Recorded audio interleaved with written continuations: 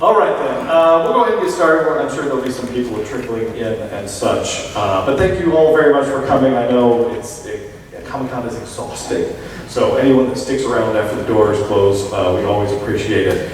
And I hope your con is going very well. I'm Daniel Pickett. I'm from Action Figure Insider. I've been doing these panels at Comic-Con probably, not quite 20 years. This is my 22nd consecutive Comic-Con, my 23rd overall.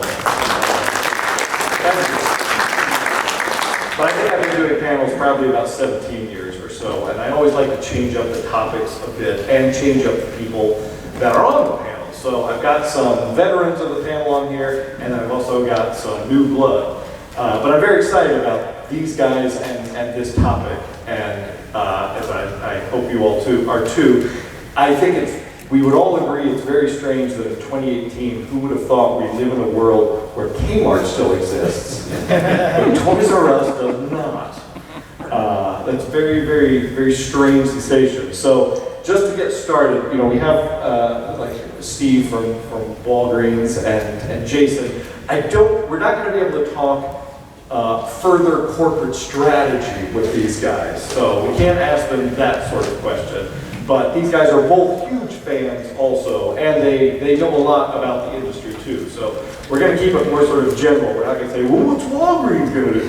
That sort of thing. So keep that in mind. We will have a Q&A section at the end. So I've told you about myself. We're going to go down the line and just say your name and talk a little bit about who you are and your qualifications to be here. My name is Richard Gottlieb. My company is Global Toy Experts. We consult globally with the toy industry, and my magazine is Global Toy News. And we cover the business of toy. And how long have you been doing that? Oh, forever. No, really? Really? Pretty much my whole career. And I've seen a lot come and go. And this is just another change. There'll be more. Things get better. And I thought Richard would be good. A lot of the rest of us on the panel are like toy collector guys, but Richard studies the whole of the industry, all across the board. And I think that's also a really important factor of the death of Toys R Us, because there's gonna be a huge ripple effect across the industry of this. So thank you very much for being here. Really happy to be here. This is Richard's first Comic-Con, so thank you for coming.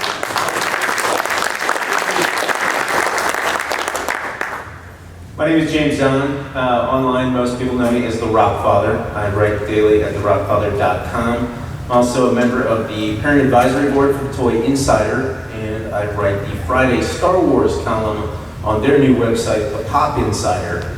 Aside from writing about toys and family and parenting for about a decade now, I do have a background in retail. I spent time with Walmart, I spent time with Kmart, I worked for the late Musicland Group in their Sam Goody division, selling a lot of collectibles in that era. So toys are something that I've been very passionate about, and so I kind of went on a deep dive with Toys R Us over the past year, and I think that's probably why I'm here. It is. And it's been interesting too, like following you and your site. You have really got into a lot of like legal documents, and you really That is correct. did a deep dive into this sort of thing. I did, to the point where Toys R Us CEO David Brandon popped up in my LinkedIn comments talking smack. So I think he touched it. Did anybody order Domino's tonight? No, I didn't. That's not Papa John's either. Read his articles. Correct, yes.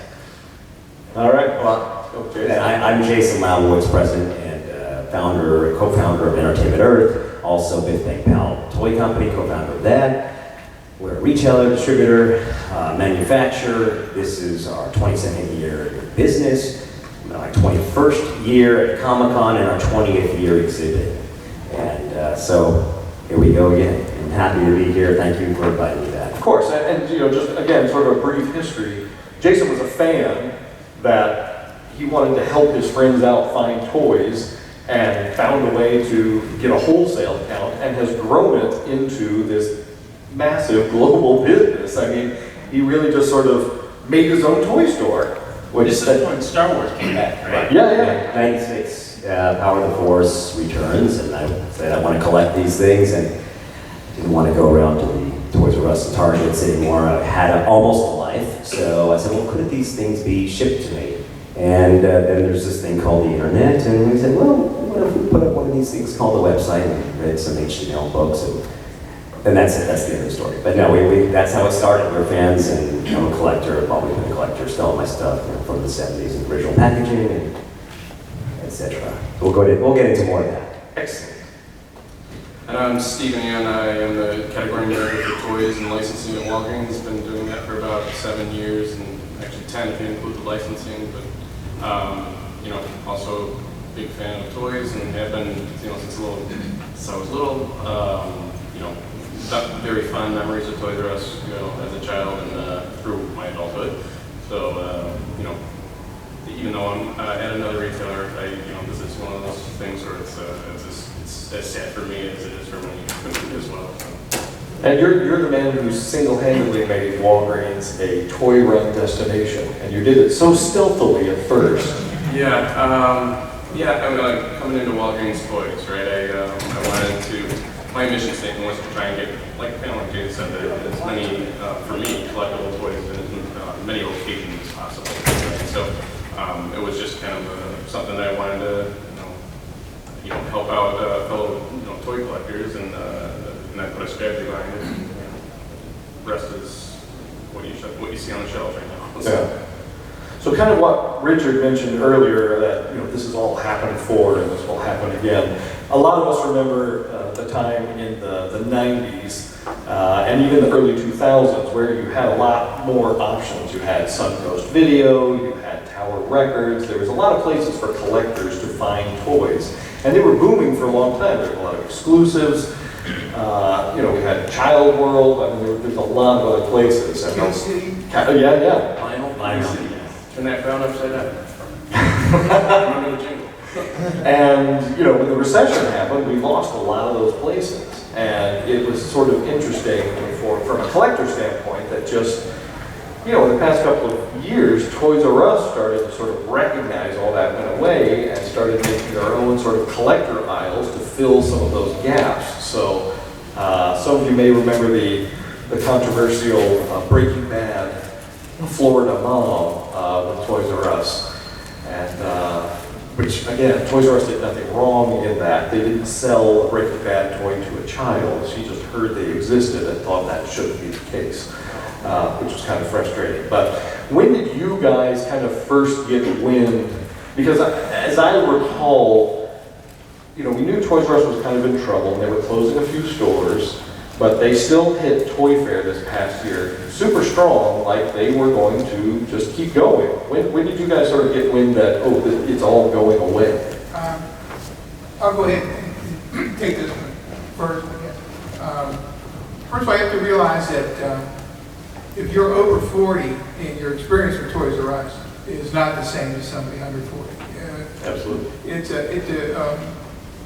What you hear from all these people up here is they love toys. And Mr. Lazarus, who started Toys R Us and who died the day it went bankrupt, really, he was in his 90s. So, he was a murderer. But His business was. But the people who ran Toys R Us did not love toys. They're not bad people, they're just financial people.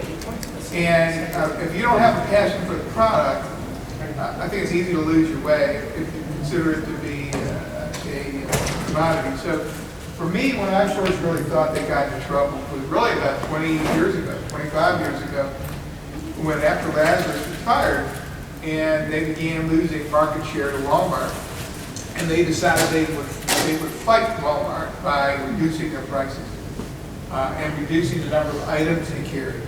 And so in a sense, this is an overstatement, but they went from being the world's greatest toy store to being the world's greatest toy department. And Walmart will always beat you, maybe now won't, being the world's greatest toy store, toy department. So really it's as early as that. So yes, they had a lot of debt, but they had ceased to be good toy merchants. For me, there was multifold because I heard things back when I was doing retail, which was also like 20 years ago, where they went through different waves of bad and good. And it's the last ones that really caught up with them, but where it really started hitting my radar was about a year ago, before they filed the initial bankruptcy restructuring. And then you start getting into, by fall, people inside of their organization are starting to talk off the record, and you hear how they're being told one thing, but in reality it's another. And that compounded around Toy Fair, like you were talking about. Right before Toy Fair, so like late January, early February, there were rumblings that one or more of the lenders wanted them to just liquidate the entire thing. But in the meantime, all of their buyers were being told, go to Toy Fair, stock up for the holidays, we're good, we're gonna come out of this. And Toy Fair was the end of February, and March 15th, they filed for total liquidation, and they had vendors that were shipping into March.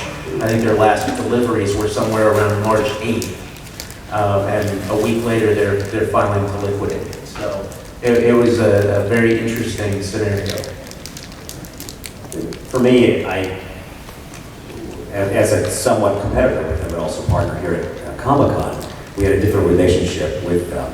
But there were some signs even back as 2008 when they were going to announce that they were going to go public again. And that sort of never happened.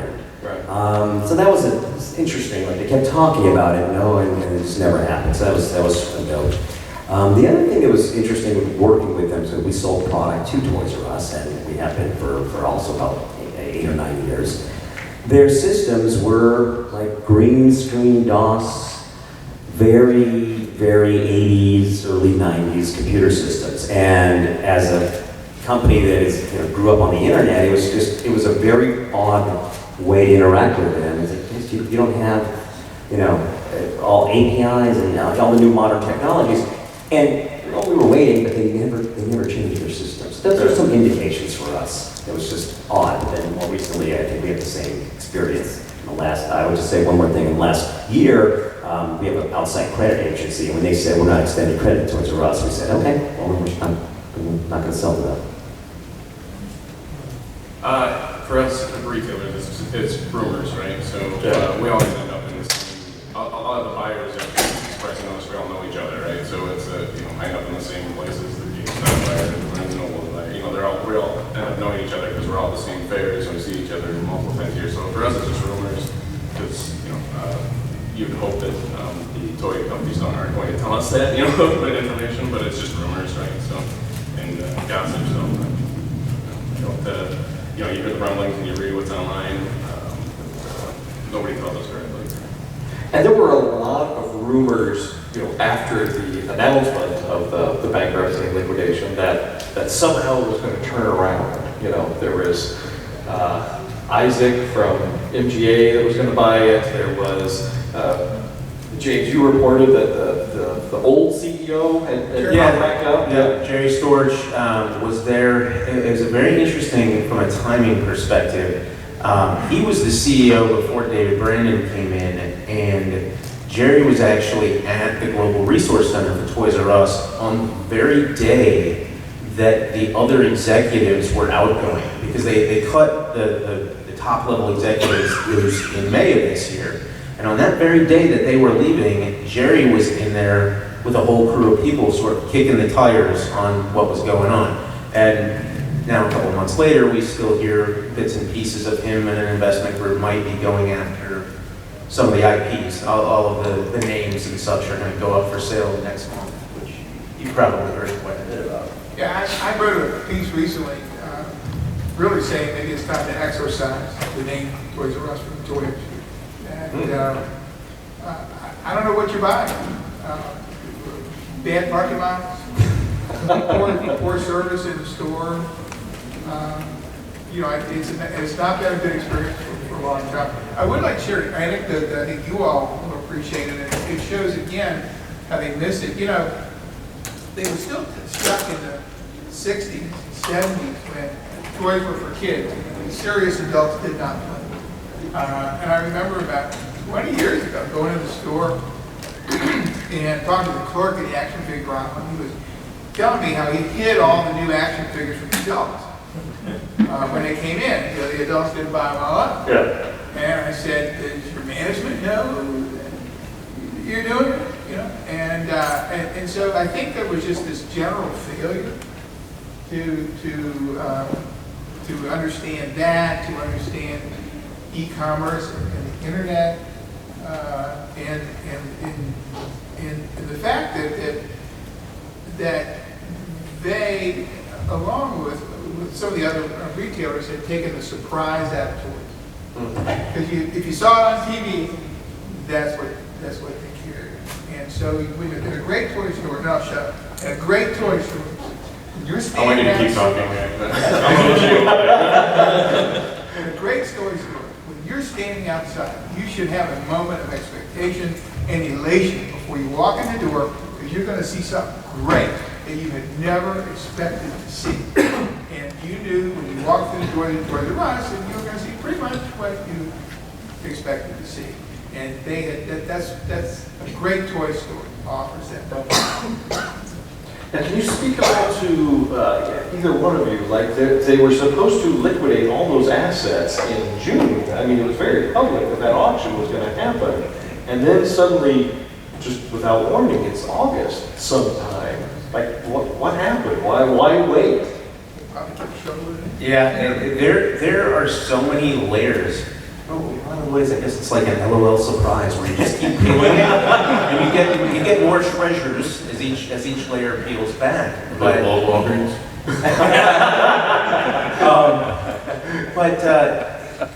Why? Who knows? I mean, this is stuff that the court has to approve. So obviously, they're approving these changes.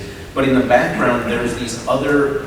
The entire situation is very unique. I don't think this has happened before. Where even like this past week, they filed or they made a settlement with a bunch of the creditors with like Crayola, and they had this whole joinder process where all of these vendors went after them to break with what the bankruptcy code is, which is how things are going to get paid out, how different creditors are going to get paid in what order. And what happened was Crayola pulled this whole consortium of a bunch of smaller toy companies together and went at them with, hey, we were shipping you guys product till March because you said it was going to be okay. And they actually went as far, and one of the CEOs that was involved was the guy from Basic Fund, who said specifically fraud. And that word just started coming up more and more and more. We're hearing fraud. And then all of a sudden, breaking with the bankruptcy code this past week, they made a settlement with Crayola and some of those other people. So it's moving outside of the way that this normally goes in general. So, you know, everything is a surprise. And how does it work? So we know the Canadian Toys R Us's are still alive, they're still functioning, but they've got Jeffrey as still their mascot. How does that work with these assets that they're talking about liquidating, that they would still get to use that? I think they own it for Canada now. Okay. Because on top of it, part of the complicated relationship with it is Canada wouldn't have had to file bankruptcy had it not been for the fact that they were funneling money back to the U.S. operation. So there was a massively complicated puzzle with their international operations, and that still continues to an extent. So. Yeah, they also own in Asia, China, extremely successful toy store, and that's still in business. Right. Have you guys had anyone from, especially you guys that can hire people, have you had former Toys R Us employees reach out to you, like, as far as your business? Can you say that? The day I heard the announcement, I reached out to everyone I knew from Toys R Us, who I respected and I worked with for many years. So yeah, I didn't wait for them to reach out to me. I actually actively did so because I had made great friends in the industry, competitors and customers, and all across license with everybody. So I did reach out. They didn't want to relocate from New York to Los Angeles. I don't know why, but they didn't want to relocate. But no, we did that. Did you show them the brochure? It's something all the time. It's lovely. We showed them the paycheck and the brochure, and no, but they all are finding some great places. But really, the people that were at sort of our level did know about the toy industry. We think we can agree, probably it was a little higher up, executive level, but the people we interacted with on a daily basis, they knew what they were doing. And marketers and and buyers, we really enjoyed working with them. With us, the person you see up here is the toy department, so I'm an associate category manager that's in Chicago, but yeah, if we were looking for those people, they would be taking my job, so. All right, fair enough. For all toys. And it was sort of strange to me too, because I mean, we heard rumors about maybe it's going to turn around up until almost the last week. And at that point, it's like, what are you buying? I mean, there's nothing, they're sold to shelves out of the stores. Like, what are you really getting at that point? And by the way, you know, they didn't pay for most of that merchandise that they liquidated. Oh yeah, that's true. That's the really horrible. And that was where the Crayola thing came Right. from. Could they have turned it around? Is there anything they could have done, or was it? Well, I don't think so. My personal opinion is once they moved beyond that closing of like the 180 stores in January, it was pretty much a done deal. So now we hear a lot about who's going to fill that gap, who's going to rise up. Do you guys have any thoughts, speculation, possibility? Actually, I can answer that. Can I add one more thing to this last Yeah, point? Was that one thing about the liquidation that was very interesting to me that I'd never experienced before was we got a phone call from a company that was involved with it, and they wanted to actually buy more merchandise from us. Not Toys R Us, but the liquidator company wanted to buy more, and they did. Not from us, but from other companies to stock the stores because they were doing so much promotion and advertising, and Toys R Us is now filled with people. So they actually bought additional merchandise for those liquidations. It's just the augmented merchandise. Some of which was very good and some of which was terrible. They had pots and pans and doorknobs. Yeah. You could buy there. But anyway, that's a side note. But that was a strange occurrence. Though. As soon as they announced it was happening, it was like Christmas again in there. It was packed. That was very strange. I think to your question, though, it's an enormous void right now because, again, there is no national true toy retailer. And again, this man with the hand in the back. Yeah. Wasn't there a rumor that KB Toy Store was trying to come back knowing that Toys R Us finally closed out? Yes, that is something We'll we're going get to to talk that about. in just one moment. That's One more. Wasn't there a rumor that the CEO of Amazon wanted to buy Toys R Us and keep it going? No, I don't do that. I read that online somewhere that. The sidebar to that I heard is that they wanted some of the actual locations to do Oh, something okay. with. Yeah. Very much like they have Amazon bookstores in certain cities, but I never heard anything about them actually wanting the business. Yeah, and Amazon started opening physical stores up in Seattle, and that was the rumor initially, is that they were going to buy those big empty All the Toys same R Us. locations? Okay, yeah, because I know they had opened up a store in San Francisco with food and stuff like that. We'll get up tomorrow. Just to stay with the question though, but you know, so Who's next? I think what you're going to see is Party City is putting a toe in the water. They're going to have 50 Toy City stores, which are pop-up stores for the fourth quarter of the year. I think you're going to see some of the specialty stores stepping up and expanding and opening more stores. And then there's always, and then of course, Walgreens and Walmart and Target and chains like that are going to add product. But the question, I think, is who's going to fill the true toy store void? Now, FAO Schwartz is reopening near Rockefeller Center in New York. And I heard a rumor when I was in China that, was it Hamleys? What's the one in London? Yeah. Hamleys may come in. Oh, into the States too. That's what it's rumored. FAO is also putting stores in airports, partnering with Hudson's that puts those, there's 1,500 Hudson's in every airport you go to. They know how to run those pop-ups, so FAO is doing a partnership with them as well. I have an answer that's a take on this that's very different. I agree that the void can be filled, but I actually think we're sitting where the void is being filled. And in fact, the presence of Comic-Cons all over the world is actually the place where the toy industry can live.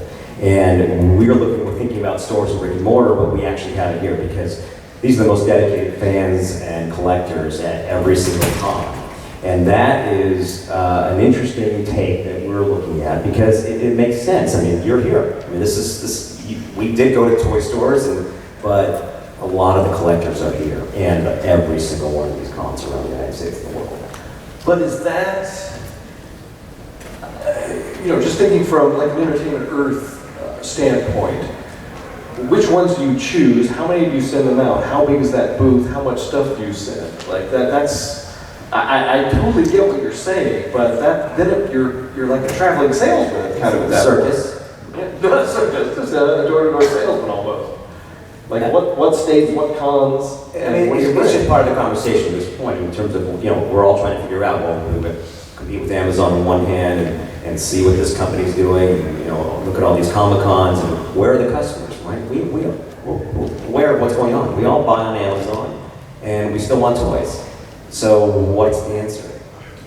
The only time I see you is here at conventions, right? So that's how I touch my audience as an online retailer and a distributor. We have a question right there. These kinds of shows, obviously, people like me and you guys. Can we have you just go to the mic real quick? I was going to say, people like us, we all like to collect toys, and collections, etc. But there's another segment of the toy market, for the toddlers, the kids, Sure. the toys. You're not going to sell that at Comic-Con, so who's going to fill that kind of market? That's actually- in a Walmart.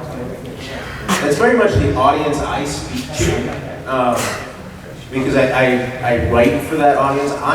What's most important to me, and I have 2 little girls, is getting cool stuff in front of parents and families.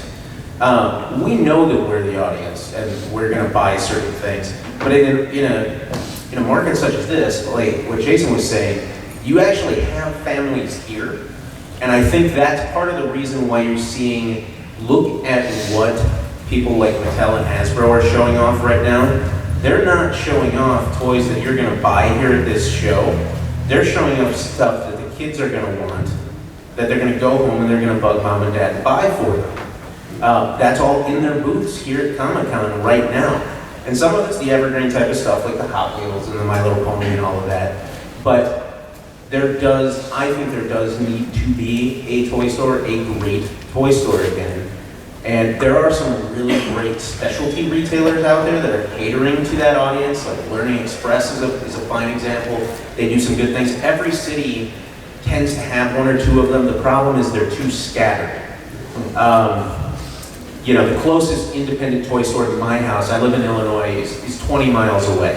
That's not where I'm going to take my kid if we need something right away, or for a birthday or Christmas or something for one of their friends. So someone does have to fill that void. And like what Richard was saying, the void is big. Toys R Us sold $11 billion worth of toys in 2016. Many of them were for the toddlers and the kids and such. Does Walgreens have the space for it? No. And there's entire categories being impacted. Big things like play sets, Power Wheels. Only a store like Toys R Us had the floor space. Yeah, so wall. And outdoor places. To me, Toys R Us was like this big tree that gave off so much shade that nothing could grow. But the tree was hollow. And so that's where the opportunity is. And I just would point out, when you go to the biggest toy show in the world in Nuremberg, there's a million unique items on display. A million unique toys. You go into a Walmart store, what are you going to see, a few thousand? So there's, it's a big world of toys. And that's what a great toy store is. Not going to have a million, but they're going to have stuff that you're going to, every time you're going to go, you're going to be going, wow, what are they going to have this stuff? Just to speak to your point also too, it's just an interesting observation that I've seen here at Comic-Con that I thought was really interesting. I'm at a booth that is diagonally across from the Hasbro toy shop. The first 3 things that are sold out at the Hasbro toy shop is that Razor scooter with Bumblebee on it, the Transformers card game, and Chewbacca and Porgs from the Forces of Destiny. Like, those are the kid toys. It's not the collector stuff. That's what they blew through first. Like, all that was gone yesterday. So that was very interesting to me. It should also be noted that Entertainment One's downstairs. They've got PJ Masks and Peppa Pig making appearances. Nickelodeon. Right? Yep, Nickelodeon's down there. So there is opportunity with these type of events. I just don't think anybody fully understands how to harness that yet. I think the future's in experiences too, right? So, and great customer service, right? So, I think, I don't know that the next big toy store is out there yet. I think that it's in somebody's head right now, but you got like American Girl doll, shops and Lego stores, and it's very specialized right now. But combining all that into one spot, where like downstairs, there's or not downstairs, but they're all around San Diego, all these experiences, right? So I think it's just how much you're willing to, it takes a lot of space too, and that's what hurt them in the first place. Yeah. A lot of space. So I think it's, sort of what we talked about. Toys R Us was so big, they had so much square footage that they needed to fill, that they took chances on a lot of lines that no one else did. Like, they put a lot of companies, a lot of toy lines on the map, and then being gone, that's the weird ripple effect that we're going to start seeing in the industry. I don't think we've heard of anyone going out completely No, but yet. there's some companies that are selling out. So there's some of the mid-sized companies are buying other companies, and just to get some scale, Yeah. so that they can compete. Yeah, we've seen like Jazzwares start to pick up some other companies and things, but do we think, are some of those smaller companies, are they going to be able to hold on until the next thing comes along? It seems like no one wants to be the first one out of the gate. I guess Party City is the only one that's really said. And then that question is, with those toy cities, can they sustain those outside of Q4 if that's not their specialty? I'm not sure that's the plan though right now to do that. But I mean, they did hire some of the Toys R Us executives at Party City, and so we're working with them on some projects. But just to your point about Toys R Us, I think there is going to be a gap because also as a small toy company, we came out with BifBangPow products, Big Lebowski and Dexter from Showtime, 7, 8, 9 years ago. Toys R Us did buy those toys and they put them on their shelves. And for a tiny toy company at the time, it was amazing to be in 1,000 stores. So they were sort of this, they made us successful in that sense on the toy manufacturing side. And there, unfortunately, there will be a gap because you're right. The Walmart and Target and Walgreens, they're going to buy more of the same, expand as much as they can, but they can't. The startups are very difficult to take that risk. And just being in the industry, right? It's they were more risk takers, right? And that probably obviously didn't work out well, but they take risks. Whereas you're going to see a lot of like Jason said, it's going to be a lot less, a lot more calculated risks and not just when at first type action, right? So it's going to be harder to get that placement, right? So, But on the other hand, Amazon is so powerful. I have talked to toy companies, it's their only country. And they do millions selling through toys through Amazon. So we're in I think a betwixt in between period right now. But it's going to be fun. I went back and I tracked toy industry sales for 30 years. Even when Child World and Kitty City went bankrupt 2 years in a row, the industry was up double digits those 2 years. Now, I'm not saying that's going to happen now by any means, but it's a resilient industry. Right, and I think it's funny that everybody was worried about iPads and gaming and people going online. But if you look at the stats, those have just grown over the past 7 years. It's been consistently up, right? So it's people find a way to play. Yeah, I have a little bit of concern with the Toy City thing because I looked at some of the other pop-ups that have happened, like Spirit Halloween did these Toy Zahn stores a few years back. Does anybody even remember those? That's exactly it. Like 3 people remember these stores. Go Calendars does a Go Toy store for the holidays.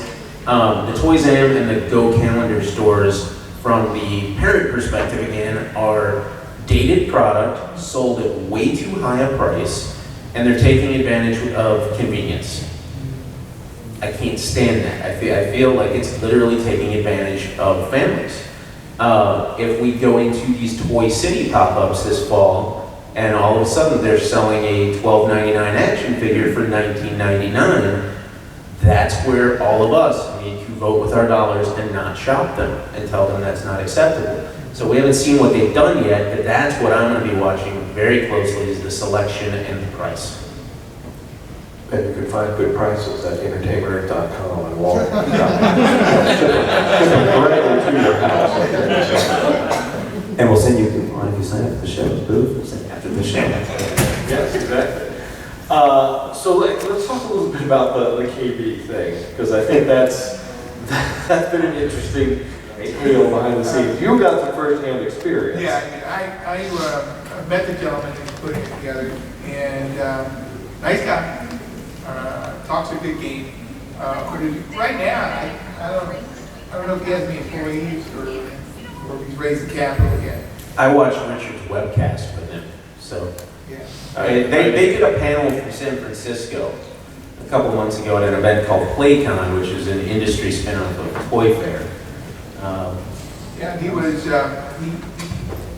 got in front of the audience and, kept talking, but he would not get into specifics. And I spoke to his number two after the event, and I said, don't break these people's hearts. Yeah. It's been broken already by Toys R Us. Because he was reaching out to a lot of Toys R Us. Yeah. He was saying, "You Toys R Us people, come to me." Yeah, and he so I don't think I think it's unlikely that it will happen. I've spoken to him a few times, and I think he's a very nice guy whose heart is in the right place. Yeah. And he may very well be able to make this happen, but it's not going to happen this year. And even if they could do it this year, they shouldn't do it this year. Owning a name and being able to properly put an experience together, no one can do it. These guys couldn't do it, none of them. Also, I'd like to point out, he says people are nostalgic for KB. I don't think so. I think a lot of people have two different experiences of KB. Early KB were overpriced mall stores that you went and just sort of window shopped and saw things. Later KB was all, $3 for $10. Closeout. Yeah, Toy Biz action figures and stuff. So it's kind of strange which people, there's some people nostalgic for, oh my gosh, I got a lot of cheap toys there at the end. What do you guys think? I just don't think brand is the issue. As a matter of fact, I think an old brand can get in the way of what your messaging is to the community. A culture, a business culture, isn't just about the people who work within the company. It's the people who they engage and come into the stores. And if you don't have a good memory, if you think KB is about closeout, and now it's not about closeout, who are you? Let's take a quick informal poll. Would you be more excited to see KB come back or some new toy store come and take its place? So let's vote first. Would you be more excited to go shop at KB again? A handful. Okay. Okay. It's all about nostalgia. And then actually, this is a question I want to ask you guys. It's like we have a lot. Why maybe so people can hear you. Oh, sorry. Yeah, there is a microphone back here. And Oh, we need to start. We'll move into the questions portion of Is this thing on? that. I'm sure you could raise it up. No, you bring up a good point about nostalgia, right? And we're raising our hands for KB toys. Well, there are a bunch of consumers who are so sad to see Toys R Us, be gone, but they bring up memories. And do you think those consumers are actually shopping at Toys R Us during that time? Another thing is about convenience. You brought up if you have to go to a birthday party. Do you think the downfall of Toys R Us was that it was just overwhelming and there's so much and people would much rather go to a toy department versus? I don't know. I think when you go to a great hardware store, walk in there and you're holding a pipe or something, and you go, help me, man. And there's always some guy or woman there that comes up and goes, oh, you know, I need a number 335. You know. But if you walk into the Toys R Us, there was nobody to help you. Yeah. You were alone out there. And so I think that their emphasis on trying to compete on price rather than compete like the great hardware stores do by taking that grandmother who doesn't know what to get her grandchild, you know, that's what I think. It's interesting. If I really analyze my nostalgic feelings for Toys R Us, like I remember my earliest shopping experiences at Toys R Us was going there on that giant wall of the video game things and buying Atari 2600 and ColecoVision and Commodore 64 games. I have not bought a video game from Toys R Us in That was exactly over 20 years. But Nintendo 64, not the Atari one. Right. Yeah. But on the other hand, Boys, you go in there, you see that thing, and but what we'll see is, I mean, James will agree with it. I mean, they were still doing billions of dollars in business, so someone was shopping there, and individual stores were profitable to a certain extent. So they did still have a market share. It's kind of like any company, and we've all been there, where you can have fantastic people, but if they're not allowed to do fantastic work, the whole thing falls down. I mean, there were some really good people there from store level on up that could have done amazing things for people, and they just were not allowed to do it. Yeah, that's true. So let's move into the question portion. So if you want to line up behind the microphone. Yes, sir. Oh, we do need to ask a question, right? So people that ask a question, come see me afterwards and you're going to get something from the nice people that take care. Collect them all, commemorative Toys R Us. Brought to you by Entertainment. Just an insult to injury. Hold on to that. Yes, sir. Yeah, my name is Tony from Brooklyn, New York, and we had like a huge Toys R Us there on 42nd Street. And I would go every morning before going to work and, try and find stuff. I'm a huge Star Wars collector, so I mean, but like you said, Richard, like going there and like you'd see like a lot of cool stuff, and then for a while I would go and I wouldn't see a lot of cool stuff. So I would just order stuff online, just so it wouldn't be the hassle of like fighting for, all the people there in the morning just to get stuff. But the question is, if anyone can answer, do you think like the absence of Toys R Us, do you think like Walmart or like any more stores, like maybe Walgreens would make more room for more toys? Since there's like an absence of that. Yeah, I can't talk my own strategy, but I know that, the rumor is there's a lot of other stores that are looking to get into adding space. Yeah. I can't talk strategy, but. So it's kind of a unique thing. In Illinois, they're in the process right now, Target, of remodeling their stores. And their new stores are absolutely gorgeous. I'm shocked at how great these stores look. So within 10 minutes either direction of my house, I've got what used to be a Target Greatland and what was a Super Target. And they've remodeled both of them. And the one thing that, they both have unique layouts, but the one thing they both have now is an expanded toy department. Yeah. And I just said, I need to go and take pictures of this when I get back home, because I was just there before I came out here. They have the big characters like we were used to seeing at Toys R Us, stuff to draw the kids into it, like a big Lego guy and stuff that you can see from all over. There's a big Jurassic Park dinosaur right now. They have little things like for the kids to play with, almost like you'd see at a children's museum, where there's like a pipe in one aisle, and if you talk to it, your friend in the other aisle is going to hear you. But it's bright, it's colorful. The aisles are low, and it's also not set up in that typical slatted aisle thing down the side, as I beat my mic up here. It's drawing you through it. Yeah, it was exciting. And it was exciting to see my kids go through there and check out things they might have not been interested in looking at otherwise, because the aisles didn't go straight. It led you through it. So, and they also put other things close to it that were complementary, like books and movies that were with the toy department, but they were relatable products. So I think that's the thing. We've kind of seen that. Watch it. Yeah, we've kind of seen that in some other Targets too, where they've put that collector aisle back in the video, in our electronics section too. So yes. I'm Adam from Chicago. Thank you, Steve, for giving me a toy store on every corner.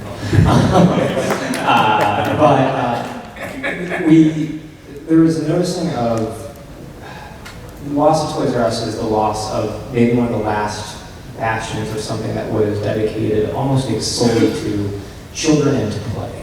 And play as a concept. When you're walking these halls as these things close and watching kids ride on these, little scooters and this and that you don't, as much as I love Walgreens and I love Entertainment Earth and I give you a lot of my paycheck, we don't get that out of you don't get that same experience. And also there were a lot of working class people who put their entire lives into working at Toys R Us and understanding the things that led to its death primarily being predatory lending. How can we as consumers, as people who love this, hold the people who who basically scalped their corpse of something that, I think at its heart it's play.